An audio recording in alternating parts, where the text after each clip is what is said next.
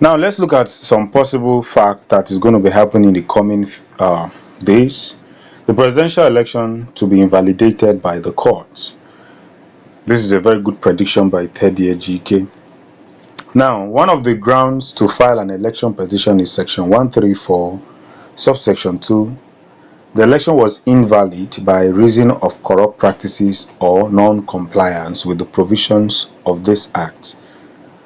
Number 2, all parties in the presidential election petition tribunal, including INEC, agree in totality that the relevant provision of the Constitution of Nigeria 1999 as amended, the Electoral Act 2022 and the INEC regulations and guidelines for 2023 election are the body of laws that govern the conduct of the February 2023 presidential election.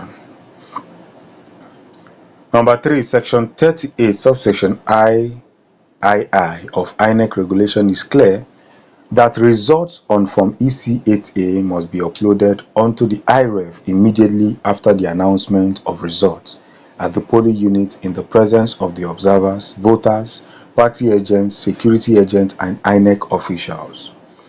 Number 4, section 48 subsection A of INEC regulation is also clear that collation, addition of scores by political parties from various polling units within the ward cannot start without verifying that the number of accreditation on the hard copy of form EC8A is equal to the accreditation displayed on the beavers machine.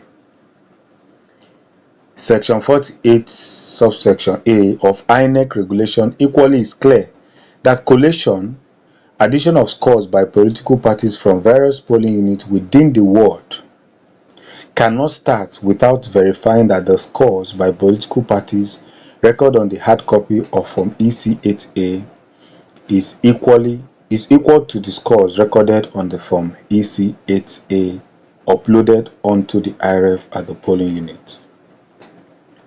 Section 48 subsection A of the INEC regulations implies that before any collation can move forward, 3 items must be present and accessible: A, hard copy from EC8A, B, beavers machines, and 3, access to IREV copy of the scanned and uploaded form EC8A from the polling unit.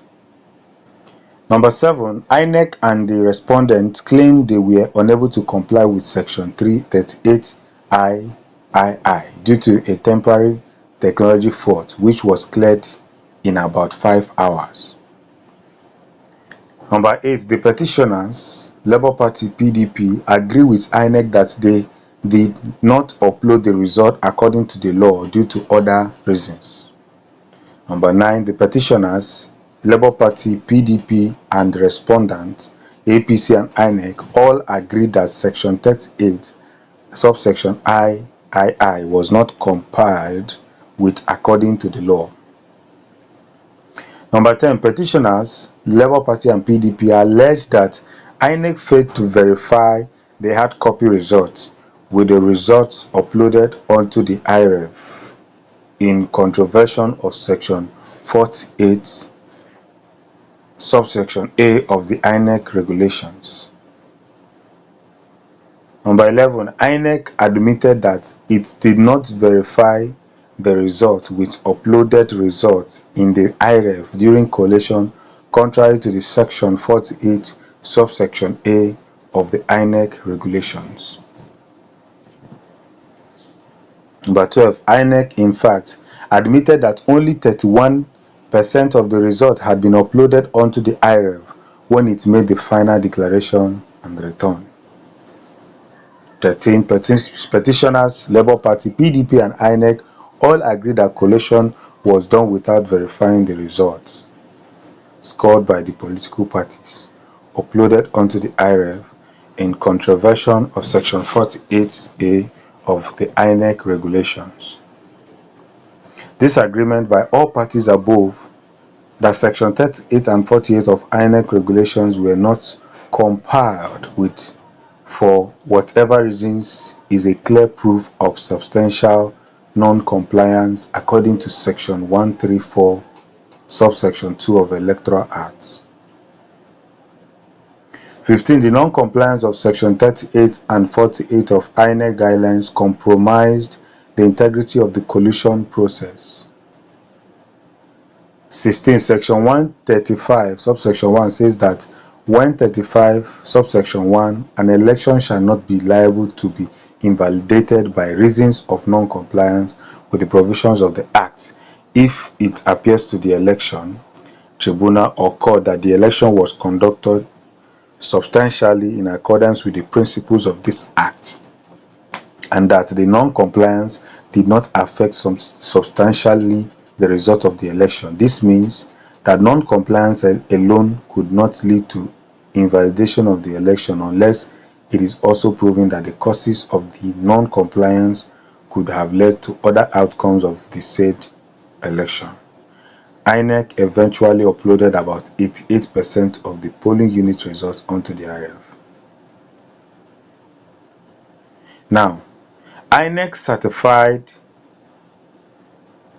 results uploaded onto the IREV were tendered in court that contained 18,088 blood images.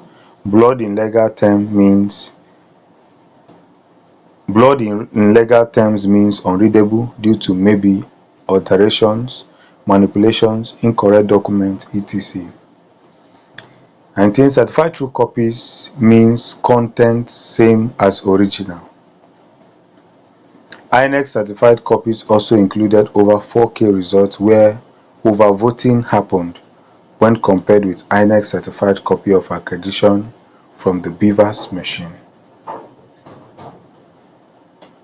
The blood images, overvoting, and missing results affected over 30 million potential voters that collated PVCs. 30 million was affected. The declaration by INEC shows that the margin of lead between the highest scorer and the runner-up is 1.8 million votes.